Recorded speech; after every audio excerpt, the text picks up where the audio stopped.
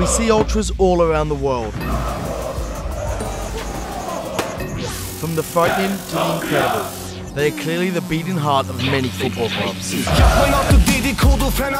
But they're also a source of controversy.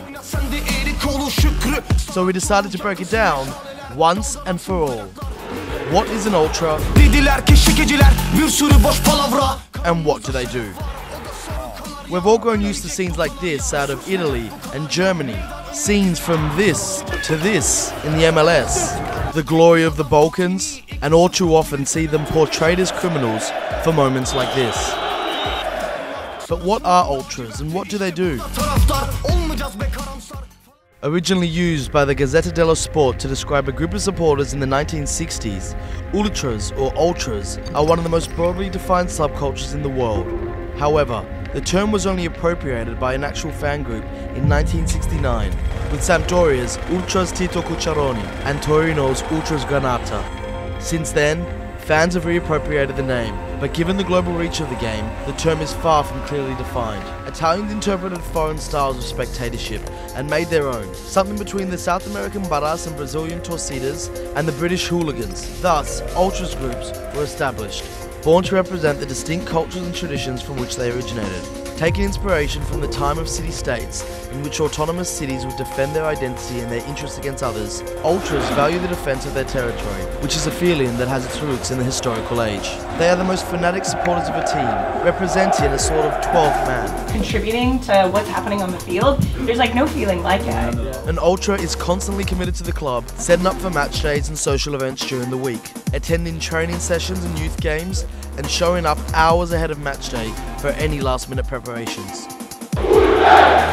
Away matches are especially important. It's where one proves their true commitment to the group. We played in Bremen and there were 20,000 people coming to that game and 16,000 from St. Pauli. And the opportunity to show off your pride in another territory. This comes in the form of choreographies, flags, chants, banners, and fanzines.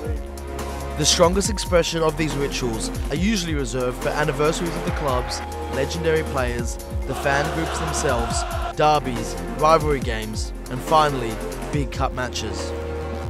Ultras have always been characterised by their rebellious nature. Unlike the British, whose support largely rides on reacting to what's happening on the pitch, ultras make their own show, beyond the result. Eddig nagyon nagy munka van mögötte, akár egy hónappal előtte nekiállunk. Ezt a klub nem finanszírozás, saját terünkből alkotjuk meg mindig, saját szabadidő és anyagi tekintetben is. Drums, flares, megaphones, smoke bombs, the opportunity to freely express a collective idea and a unity of devotion all contribute to this atmosphere. Whenever possible, ultras will march through a city in a corteo, making sure their presence is well known. The group mentality is essential to being an ultra. Rivalry and friendship are the most confusing and turbulent parts of ultras culture. Of course, there are derbies between two teams of the same city or town, but the motivation behind friendships and distances between these relationships can be truly remarkable. Despite being rivals, Genoa and Sampdoria both have a friendship with Boca Juniors for their connection of immigrants established in the club. Crvena Zvezda's Delier, Olympiacos Gate 7 and Spartak Moscow's Fratria have a connection based on being the dominant team from three Orthodox nations. Just as ultras took inspiration from political protest, the actions of ultra groups have been influenced by political ideologies ranging from avowed nationalists to anti-fascists. For example, Celtic's Green Brigade, who forge international links and friendships with other anti-fascist ultra groups across Europe on political grounds, as can be seen with their friendship with German side St. Pauli. While on the contrary, Lazio's Irriducibili consider Livorno and Atalanta among their biggest rivals due to their political stance. Lazio's ultras consider themselves to be far-right, while Livorno and Atalanta fans are left-wing. In recent decades, the culture has become a focal point for the movement against the commercialisation of sports and football in particular. Big TV contracts have left stadiums empty, ticket prices are on the rise, and players seem to live in a different reality, where loyalty is lost and the chance of signing for a higher wage bill wins over the chance of acquiring legendary status amongst a group of fans. To ultras, football at the highest level often feels like a sanitised product, built more for those in the main stand and in commercial suites than for the most devoted fans behind the goal. Simultaneously, authorities continue to innovate new forms of repression against fans. Bejussul Magyarországon egy stadionban, legalábbis itt a Fradinál, kell egy személyigazolvány, egy szurkolói kártya, ami tartalmazza a születési dátumot, az embernek az édesanyja nevét, e-mail címét, a címét, illetve a tenyérlenyomatát.